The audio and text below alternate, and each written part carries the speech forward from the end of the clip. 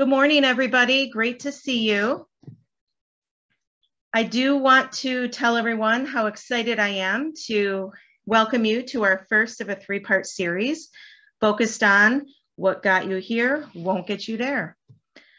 I'm going to ask everyone to please put a little message in the chat box so that I know you can hear me and the audio is fine.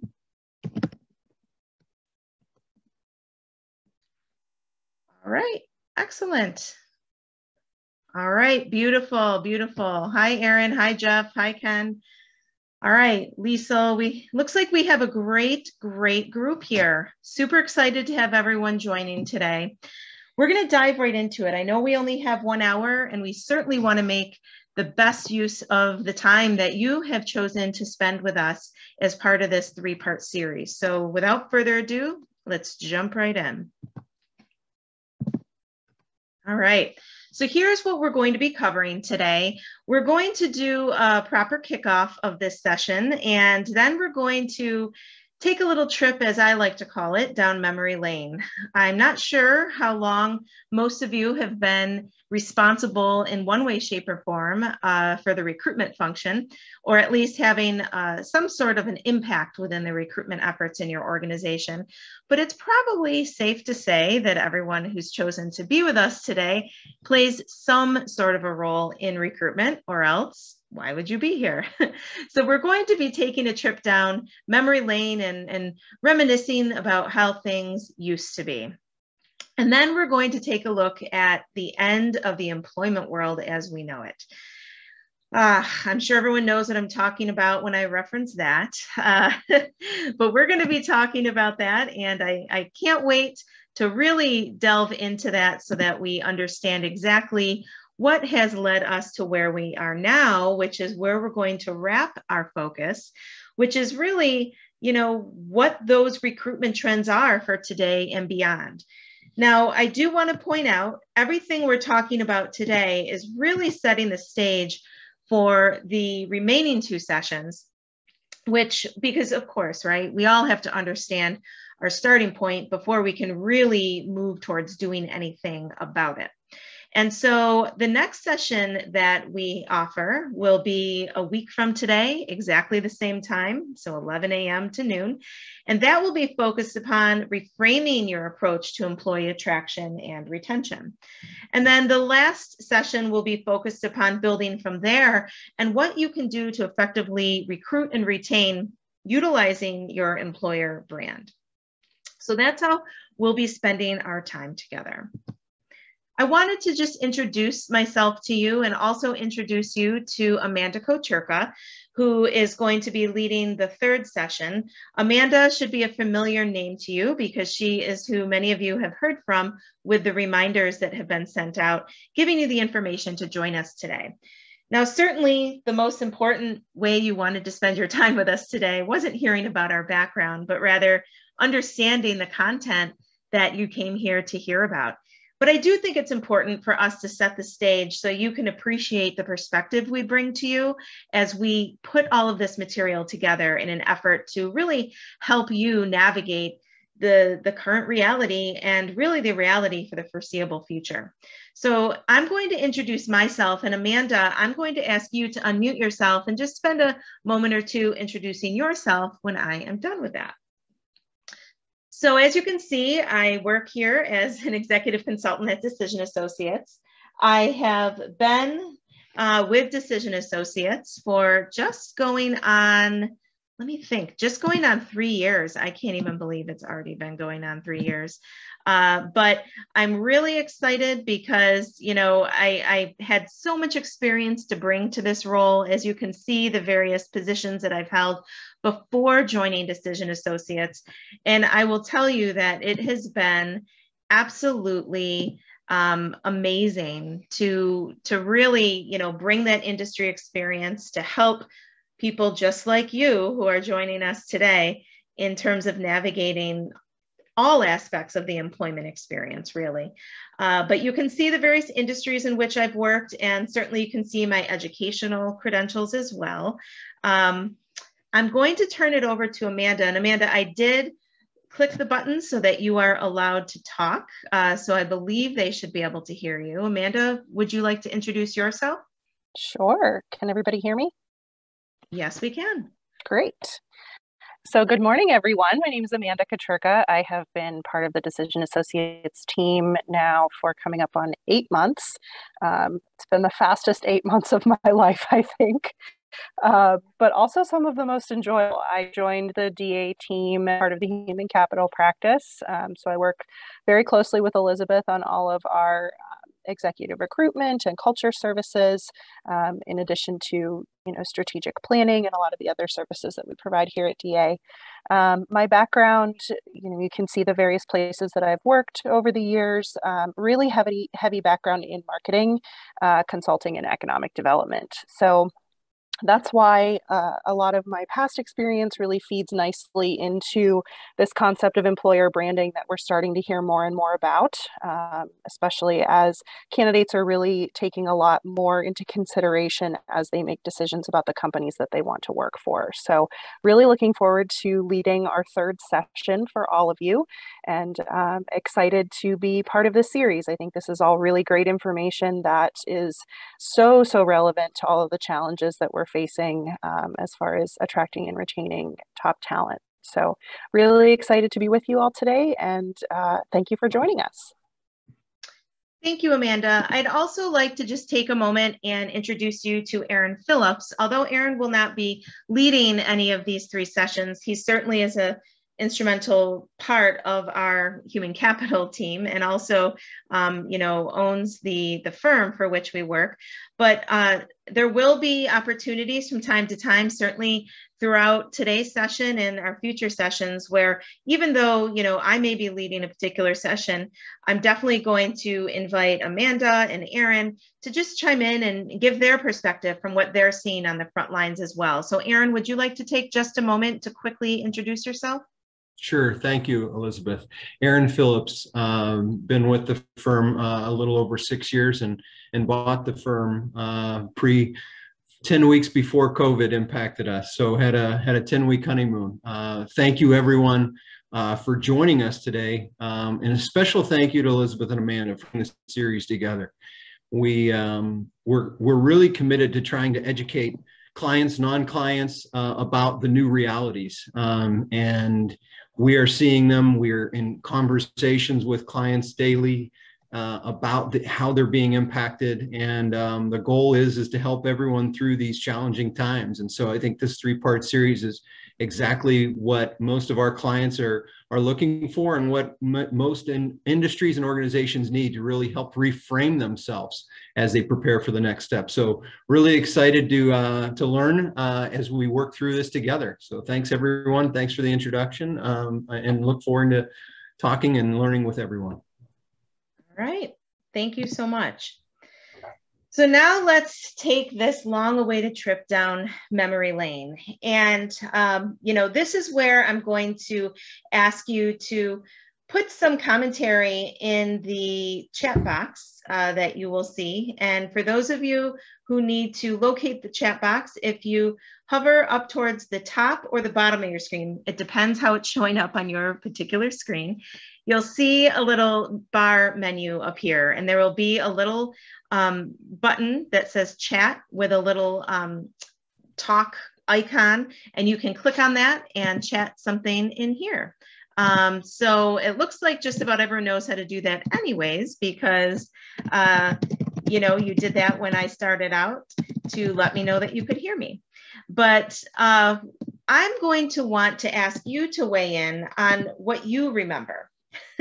So I decided to go, quote unquote, way back. And I will tell you that I started out in recruitment in the 1990s. And I'm positive there are plenty of people who are joining us today who have been working in some sort of a recruitment capacity since long before then. So this might sound familiar to some of you. And I do think it's important for us to appreciate from where we've come before we can really grasp where we are. So pre-2000, I specifically said no smartphones. Notice I didn't say no cell phones or no mobile phones, because certainly they existed. gosh, those existed, I think, even as early as the late 1970s. But when I say smartphones, I mean those essentially small computers that are attached to all of our hips at every moment of every day. And just like us, they're attached to a candidate's hips as well. So we didn't have smartphones. There weren't computers at everyone's fingertips. You know, certainly some people had computers, but they weren't so readily accessible in every single home, much like you would find a TV in everyone's home, right? And there certainly wasn't the popularity of Google, where any amount of information is at your fingertips. In addition to that, there weren't really any readily used, you know, online job boards for any new roles. I mean, now we take it for granted. We can reach hundreds, thousands, tens of thousands of potential candidates. That wasn't the way it was before 2000.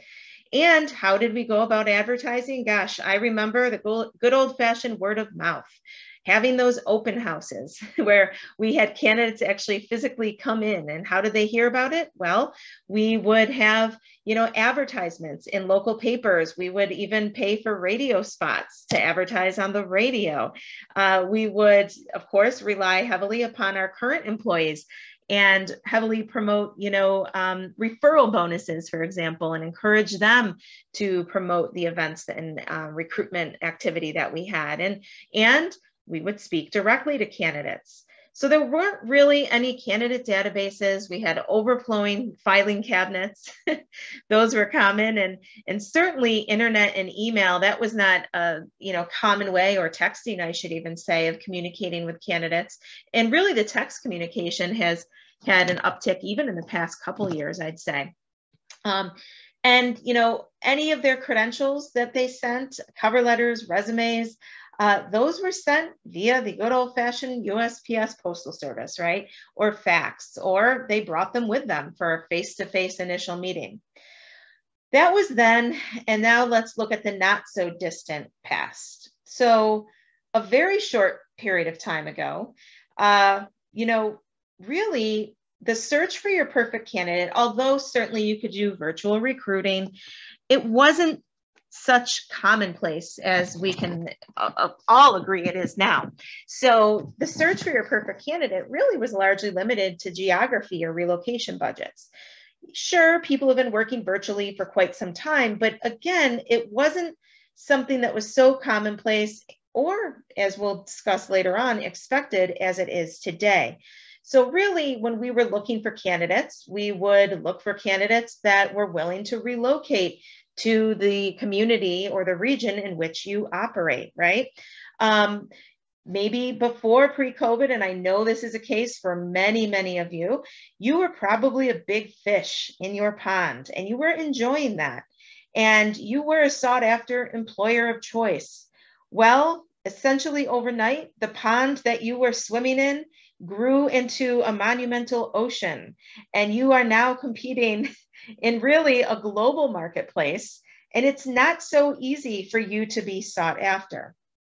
In addition to that, we could, you know, roll out a list of required skills and benefits and get candidates excited about an opportunity, and likely they would accept the offer.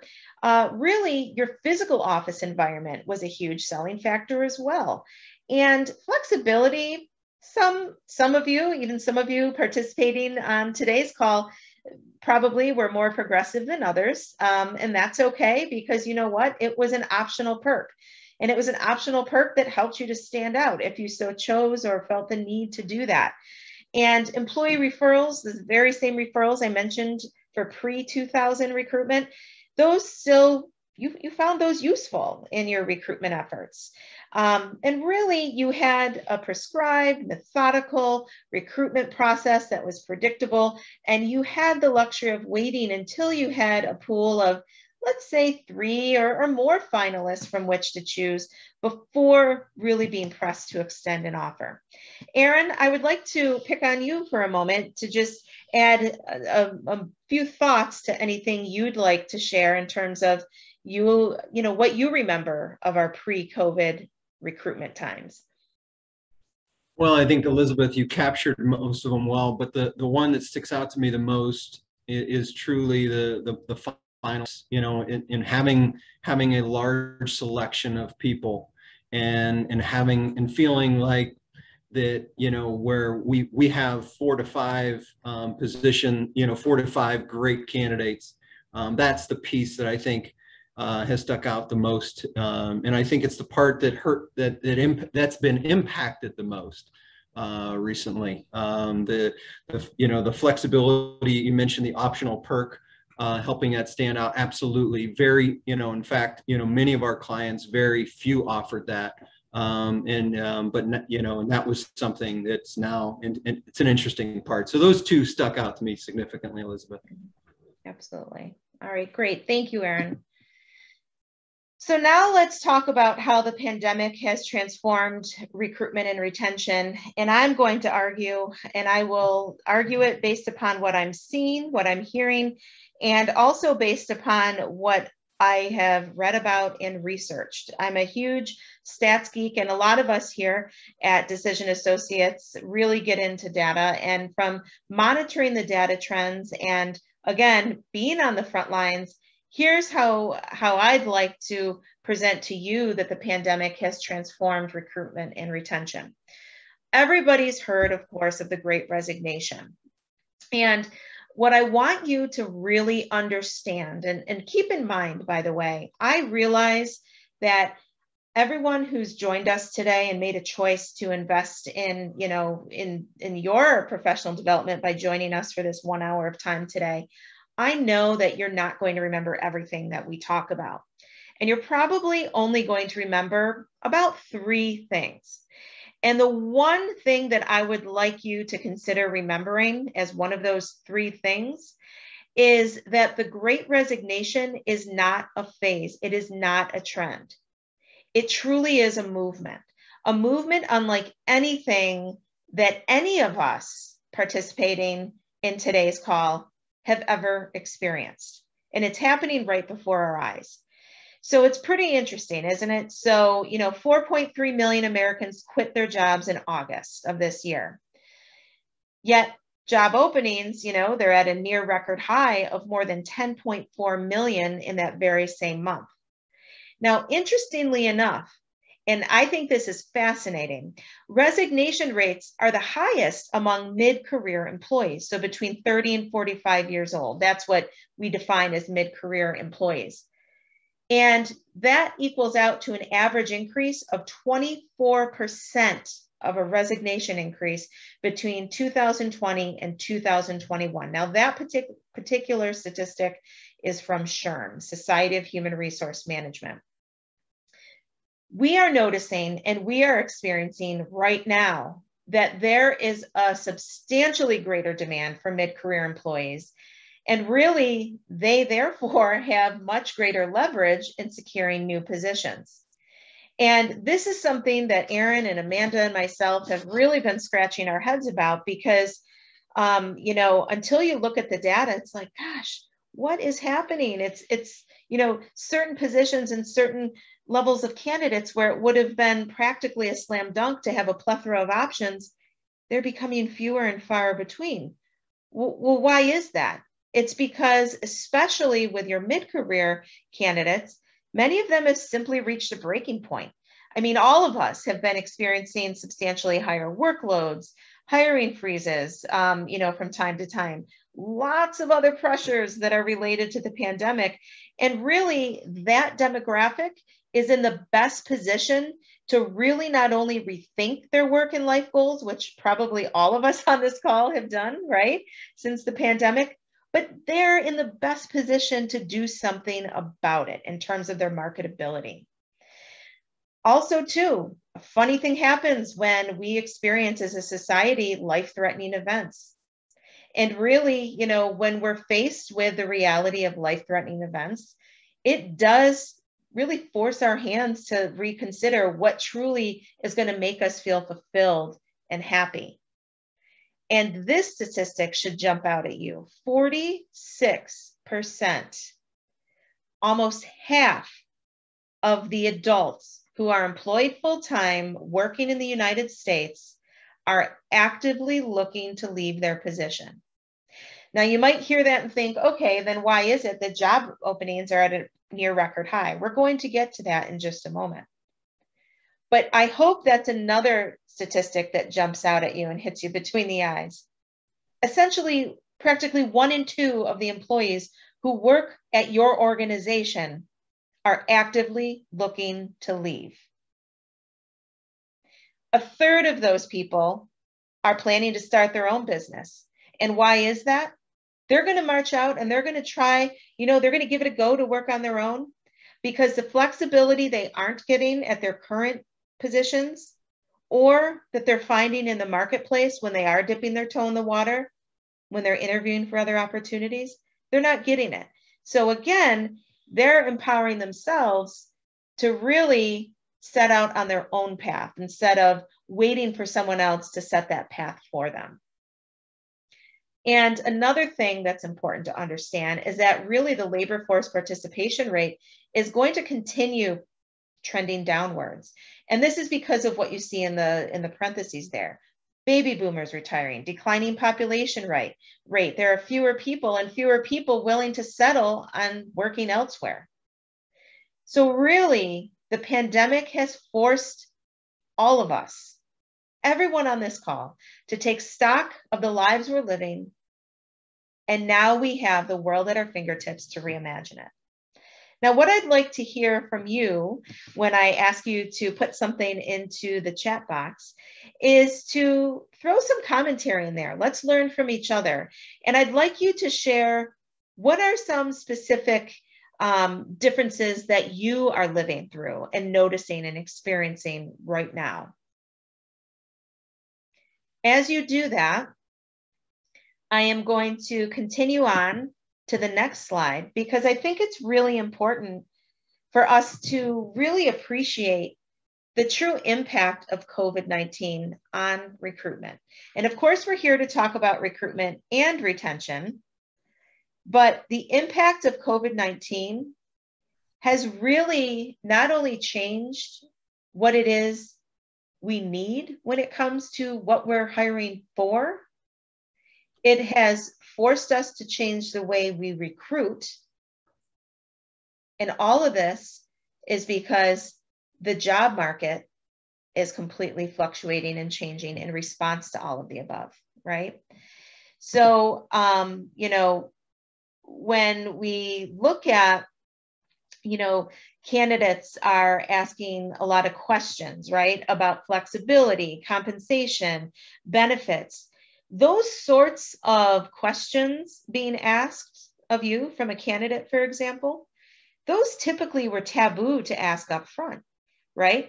I know that when I was, when I was preparing to enter the labor market back in the early and mid 90s, I remember my mother giving me advice and saying, Elizabeth, you never ask about those sorts of things until you know that you have an offer on the table. That's not the case anymore. The candidate pools are very small, just as Kat Oakley just mentioned to everyone. And, Kat, I love what you said. Strong candidates need to be courted. You're absolutely right, Kat. They do need to be courted. And so, it's no longer taboo for candidates to ask that. And I want every employer on this call to hear and understand that right now. So you have to get comfortable with providing that information as part of your unique value proposition for candidates to even consider talking to you further very early on in the process. All right, let me just see what other comments. Amanda, any other comments that are jumping out to you? Let's see, we have David. Yes, there is definitely quite a bit of competition with minimum wage jobs and, bonuses and wages. And the vaccine mandates certainly are throwing a huge monkey wrench in real time into everything we're trying to unpack and understand. You're absolutely right. Absolutely.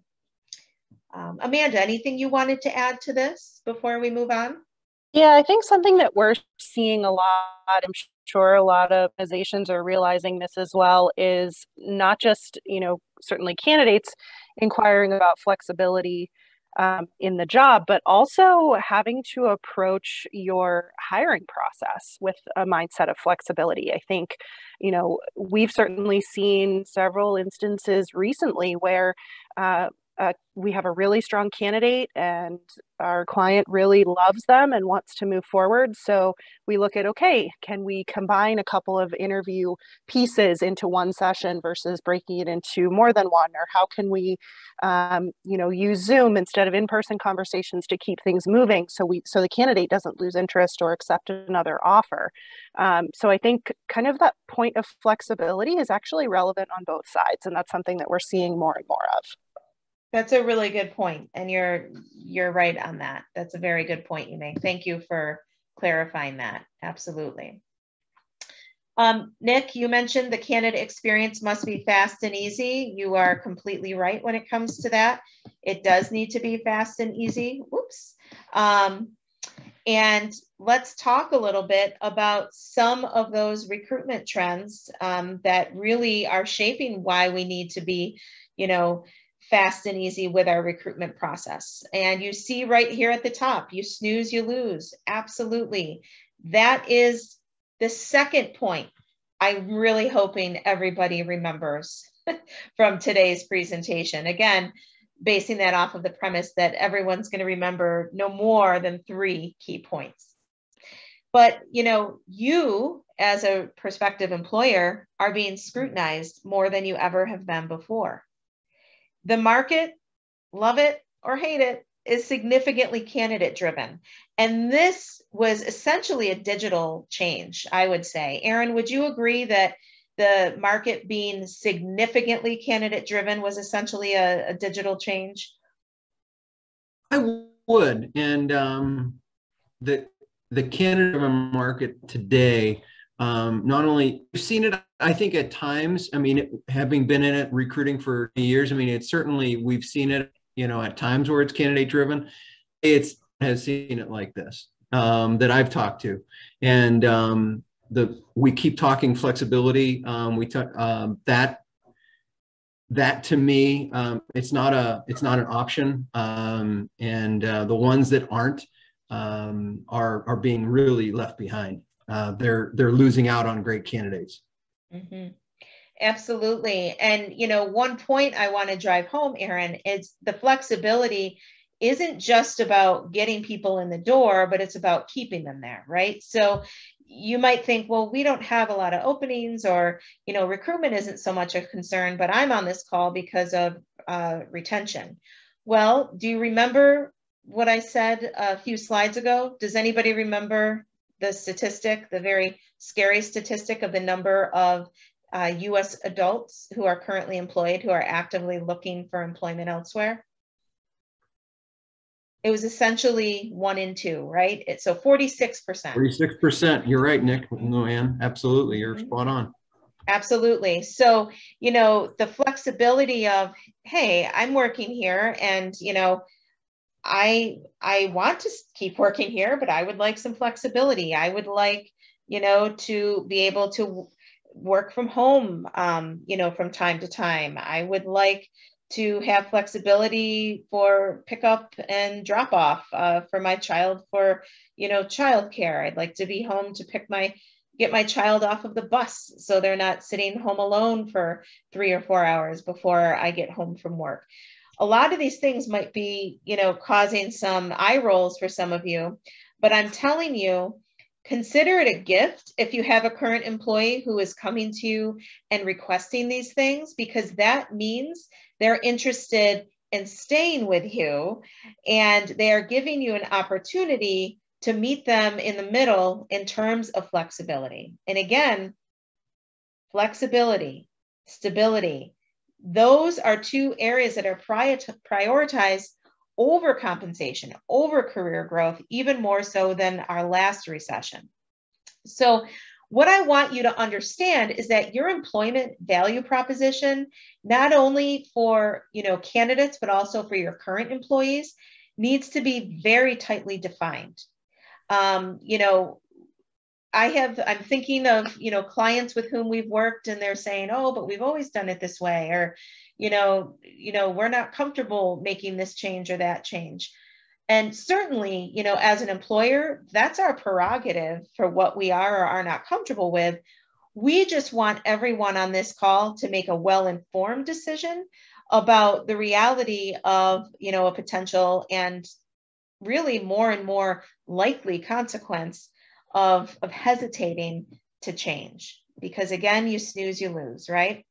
Let's take a look at chat and see what people are saying. So Luann, it looks like you had a question regarding the data on the previous slide. Amanda is helping to produce today's webinar. So Amanda, could you just read aloud what Luann's question was? Sure. She's asking, on the previous slide, does the data differentiate any different trends between white-collar professionals and blue-collar production workers? So I'm going to go back to this slide, Luann. I'm assuming this is a slide that you meant. It's funny you should ask that question. This particular slide does not differentiate, but as I was sorting through a mountain of data and trying to decide what I wanted to include during the 1 hour we all have together, I did come across some data that I chose not to include, but I'll share it with you.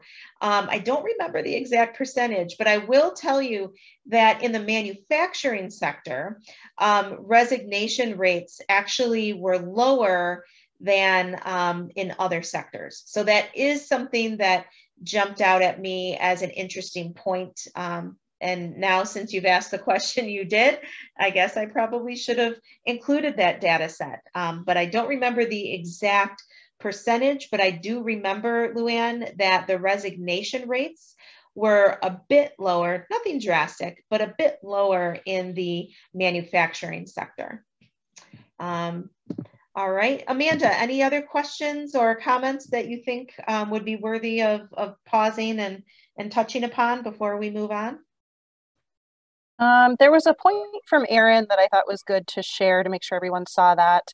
The comment was, strong qualified candidates are hard to find in certain areas of manufacturing. We found it important to be willing to train individuals who are willing to join our team, but may not have all the qualifications. I think that's a fantastic point. Mm-hmm.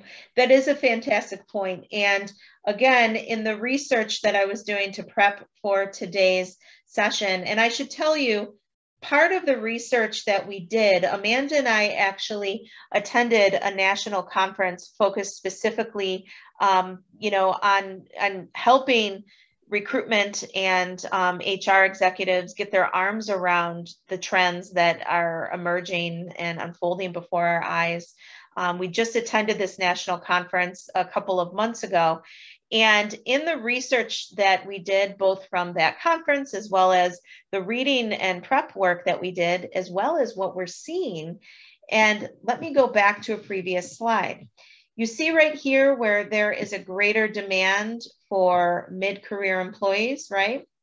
Well, exactly what Erin just suggested is what's leading to that. So it's changing the hiring needs because the mid-career employees are the ones who are leaving more so, and therefore they are the ones with more of the bargaining chips in their corner.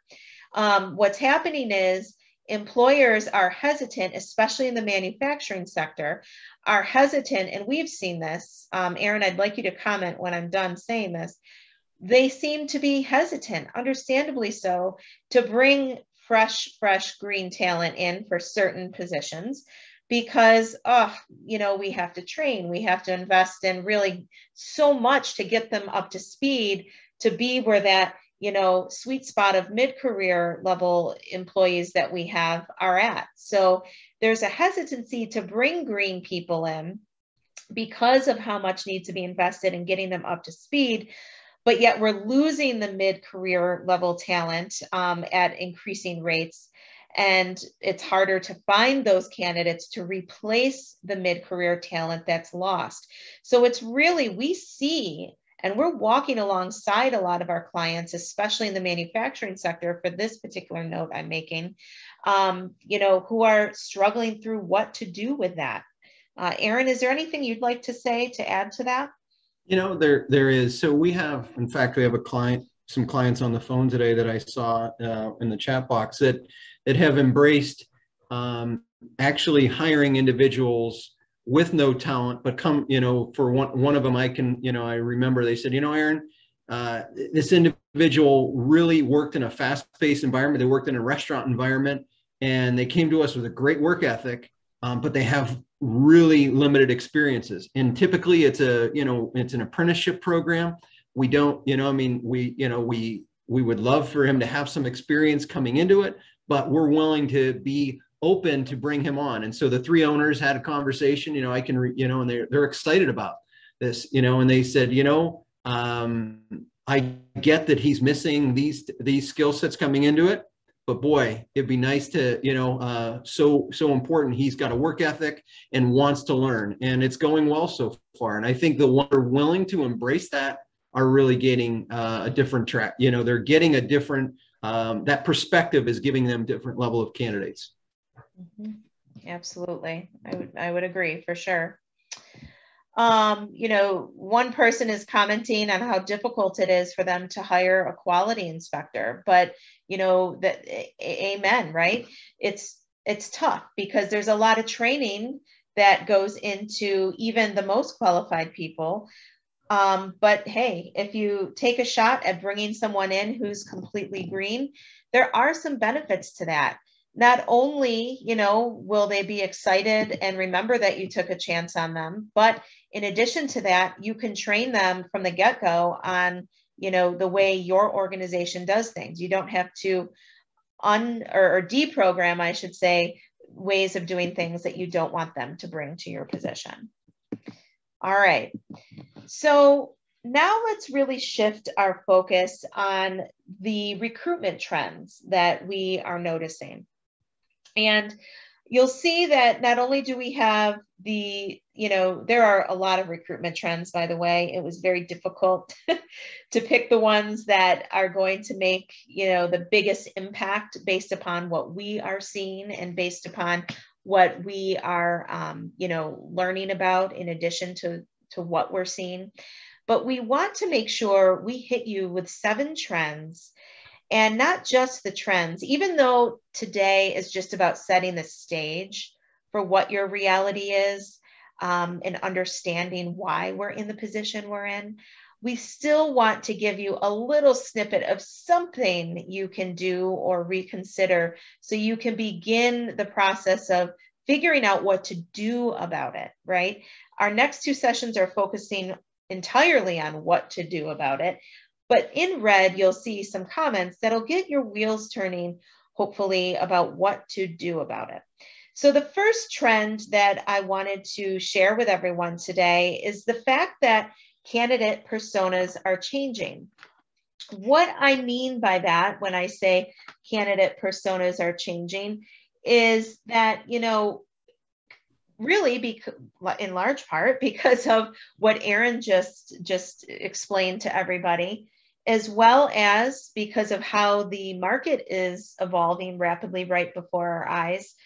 We are realizing that, not only is the type of candidate evolving, also how savvy they are, right? They are much more savvy than they were even 24 months ago or 18 months ago. And therefore, not only the candidate, but your application process, it needs to evolve. Well, I guess technically it doesn't need to, but we all know, and probably many of us are experiencing the pain of an application process that isn't evolving or is slow to evolve. So what I would like to recommend to you is to really reevaluate how you can lean out your process. And I'm not talking about leaning out your process so that you're not sticking to the heart and the meat of what's most critical to make sure you get the right hire. But I am talking about getting rid of some of those unnecessary hoops that have been there just because they've always been that way.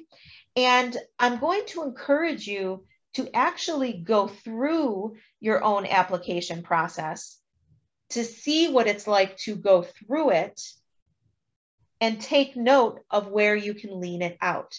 Erin, again, I'm going to, engage you to make some comments because Erin and I work very closely, obviously, for the recruitment efforts that we do on behalf of the clients who partner with us. But we ourselves are living the advice that we are sharing with you today. And Erin and I and Amanda, and we have another member of our team, Julie, who primarily focuses on candidate sourcing. All four of us have spent time talking and constantly reevaluating our process on behalf of our clients to lean it out without taking away the meaningful substance. Erin, did you want to comment on anything that jumps out to you that we've done to lean out our process, just by way of an example of how the people on this call could contemplate doing something similar? Sure. Let me, and I'll kind of reflect on a client. So many times people want to, group interviews. And so I'll have they want to meet with 7 different people at a company. And so recently we've had a search, and they said, we'd like them to meet with these 7 people, and let's schedule them on, 1 hour with each individual. And we said, the candidate that's not going to work. That won't work for them. It doesn't make sense. And that's something that was very common years ago. But and now the candidate certainly doesn't have time, has other options. We can't spread this out over a 2-week process to get them to interview with these 7 people. What if we split them up and did this, and we did it virtually? And we did this instead of having 7 different meetings, we had 1 meeting, and we had a facilitator of that conversation. And so that's one thing. The second, I mentioned the virtual. Many times, companies want to meet someone. Well, let's introduce the virtual interview much earlier in the process, and then bring in face-to-face. So those are 2 things that I think are ways that we've seen clients, and we've helped clients evolve their process quickly. And I would just add also, from the really early stages of the application process, something that we've been doing relatively recently is shortening our application forms for our positions that we're hiring for. So and I'm sure many of you have seen, or even maybe some of your organizations have application forms where, you're required to upload a resume, but then you're also required to enter manually all of your job experience, your education background. That's extremely cumbersome for a candidate. So if they can't come on, upload their resume, or even apply via LinkedIn, uploading their profile really easily, if that application process takes more than a few minutes, candidates are going to move on. So you need to be conscientious. And I think Elizabeth's point of going through your application process to see what it's like on the candidate side and how long it takes, that's a really valid point, and an exercise that everyone should do, not just once, but periodically as your application process changes. So you always have a good pulse on what that's like from a candidate's perspective. Mm-hmm. And yes, Nick makes a good point, Amanda, in response to what you said. And he's saying, well, much of what you just described for those laborious, processes are because of outdated ATS, which for those of you who might not know, that stands for applicant tracking systems. But absolutely. And I'm glad you made that comment to the group, Nick, because that's another way that, that we, and I'm sure many of you on this call have, or if you haven't yet, you're probably in the process of leaning out your process by investing in a more up-to-date applicant tracking system. That's something I know we just invested in within the past months. And because of that, we are able to do exactly what Amanda just mentioned, and what Nick just suggested is difficult, because as Nick stated, that is where candidates have historically gone to die, right? It's this black hole, and they never bubble up to the top of being able to be found by a recruiter.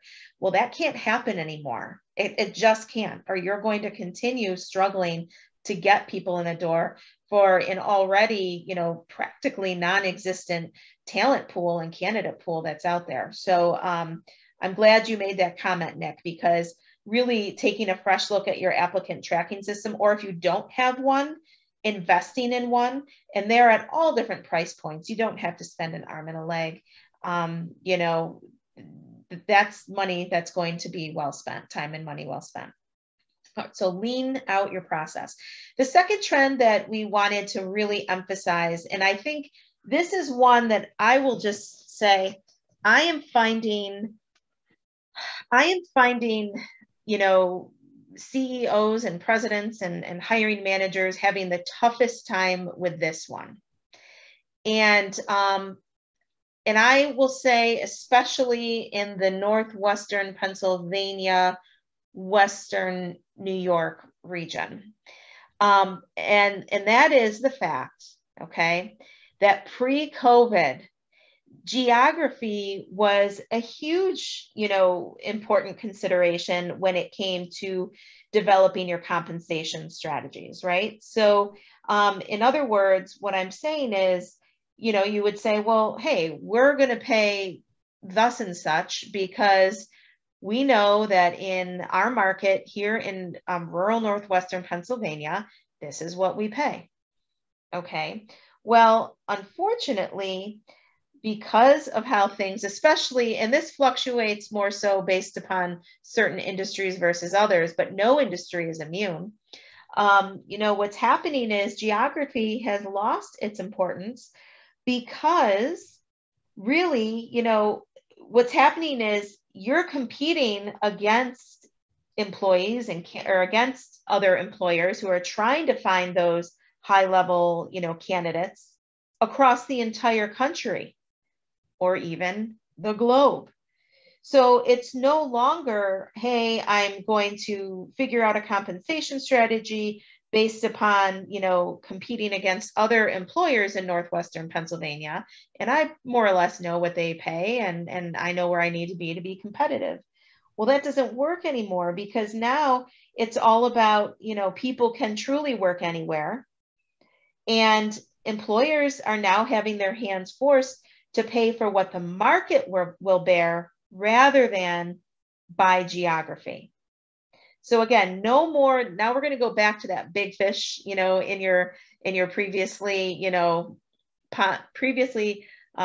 big pond that you felt really special in. That pond has grown exponentially.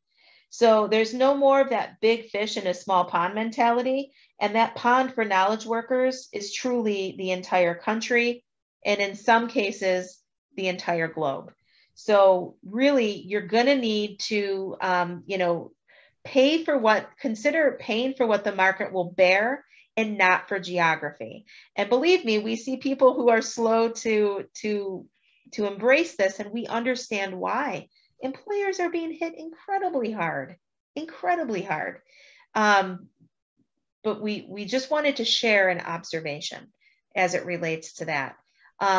Erin, what's the statistic we've been telling employers just even in the past year? I'd say, you know, candidates are able to really command about 20% higher of a starting wage when they come into your organization than what they're in a position to command previously. So we're telling clients even, hey, whatever you thought you would reasonably need to pay to get a good candidate in the door for your position, you're probably going to want to tack on about 20% to that number. Erin, any comments on that? Just two real quick ones. You know, just think locally where you see $15 an hour in the Erie, Pennsylvania area as starting minimum wage for several companies that have absolutely no experience. The other is the story that you told me last week that you drove through the Tim Hortons drive-through in New York, outside of Buffalo. So it's outside of Buffalo. $25 an hour starting wage for an employee to work the drive-through at a Tim Hortons. And so compensation this has disrupted employers the most, in my opinion, or one of the most disruptive is the compensation that candidates are demanding and getting. Mm-hmm. Absolutely. And Jeff makes a good point. He says, hey, listen, you know, I'm here in the Erie region, and, you know, part of my employers, value proposition is location. You know, do you want to live and raise a family here in the Erie area? You know, and yes, certainly people in the manufacturing sector, you're right, they can't exactly operate a machine from home. But, you know, as with kind of, you know, economics 101 would tell you, unfortunately, it drives everything we're seeing in the economy and in the changing market is driving demand substantially higher in all sectors, right? And using Erin's example, if you can't afford to pay someone what it is they want, what is your value proposition going to be? Maybe it is geography. Maybe it is, you know, hey, this is a great place to live and raise a family. And we're going to touch upon in the next 2 sessions what to do about these trends that we're sharing with you today. And there is a lot you can do. So I want to give everyone some reassurance for that. But you're thinking of the right things when you make comments like that, you know. The third trend we want to point out is, you know, really high volume hiring concerns due to candidate flow. Whew, especially those of you in the manufacturing sector. There are a lot of concerns when it comes to high volume hiring, right? That candidate flow has originally it slowed to a trickle. Now it's barely a drip, borderline ceasing to exist. So we need to figure out what new tactics we can employ. And we're going to talk about what some of those tactics will be, you know, or could be when we meet for our next session. But really, it is possible to get that candidate flow starting again, but you're going to really need to figure out first how to educate yourself as an employer, educate the hiring managers who might be stifling the process because they're concerned about, you know, really wanting to make changes. I'm going to tell you, I'm going to tell you something that doesn't feel good to hear, but you're living it or you wouldn't be here. More and more candidates are declining positions, and hiring managers are really stifling that process at times due to internal equity concerns. And internal equity is something we need to be very mindful of, but it's important to really re-educate hiring managers about the current reality, because what's happening is, you know, if the people in charge of making those hiring decisions don't get out of the way, your organization is going to continue losing money because of the cost value of playing in the specific box that it's always been in, but yet is completely different in our current state of where we are today. So very, very important to open your mind to employing new tactics. The fourth trend that I wanted to share with everybody is the fact that a digital first impression now is an assumption. So what I'm trying to say is whether or not a candidate is interviewing for, you know, a position to work on site or remote or hybrid, employees are really looking to you to see how you show up in a virtual sense, because they are slicker than they've ever been. And they need to see that you're showing up in a way that has a slick, smooth, you know, virtual recruiting platform, right? You can't come across where, oh, wait, oh, my camera's not on, even though I'm interviewing. You know, we've had clients say, oh, we don't like to have our camera on when we're interviewing candidates. Yikes. It's a risk. It's a risk if you're not showing up with that digital first impression. The first impression is the most lasting impression. And I really want to challenge all of you to think about and contemplate, how are you showing up with your virtual recruiting efforts? Are you coming off really slick, or are you coming across sloppy? Trend number 5, the skills needed in talent acquisition. They are evolving. Said differently, what's expected of each of you is becoming more and more substantial than it ever was, right? So, many of our clients and many of probably a large percentage of employers across this entire country have really looked at recruitment as an order filling function. That can't be the case anymore. Really, if you're going to succeed in recruitment, if you're going to succeed in talent acquisition, you need to have that, data analysis and advisement ability. You need to analyze the data and serve as a business partner, really advise the hiring managers that are entrusting you to bring candidates into the door. And you need to use that data to serve as a true consultant. So in the past, whereas maybe, your hiring managers were the tail that wagged the dog of, well, you need to do this because I'm telling you, you need to do this. And we have to have 5 candidates to compare to. We have to. After you've screened out, 15 candidates, I won't even consider making a hiring decision unless you have 5, because that's how we've always done it. Well, that's where it's going to be your role to really serve as a business partner and consultant to make a business case, to use that data to show that you're the expert in this new candidate-driven marketplace and how important it is to really consider these trends that we're covering with you today.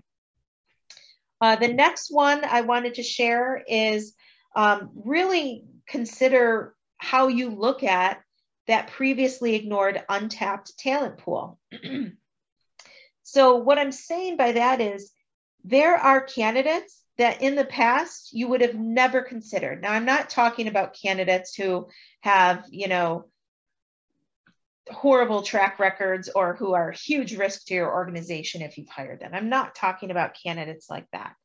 But what I'm talking about are, candidates who, much like in Erin's example earlier, who maybe aren't coming in checking all of the boxes that you previously would have required them to check in terms of a skill set, or they have to have had 10 years of experience. Well, maybe you have a real high potential person who's only had 4. So that's kind of what I'm talking about. But my point is, think about what your unique untapped talent pool has historically been and figure out how you can reconsider, those candidates as being viable options. And the 7th trend that I wanted to share with you today is a trend of employment branding. Employment branding is essentially really your defined marketing strategy to convey how you stand out to get all of the talent that you have been missing out on up until this point. And believe me, there's a lot of talent that you're missing out on, because even though we're telling you that the candidate flow has slowed down to a drip and practically non-existent, I can also tell you in the next breath that there are employers, and we work with some of them, who are very successfully getting great candidates through the door. But a big piece of why is because they're being very strategic about how they are marketing themselves, not only to candidates, but also to keeping the employees they have and marketing themselves to reduce turnover. So I know that was a really full session. Certainly we want to encourage you to feel comfortable contacting a member of our human capital team. There's myself, there's Amanda, but then there's also Aaron Phillips, who by default is a member of the human capital team because he's the owner of our firm. And I would like to share Aaron's contact information with you as well. He is extremely knowledgeable. And his number is area code 814-566-7791. And his email address is Aaron, AARON, Phillips, PHILLIPS, at decisionassociates.net.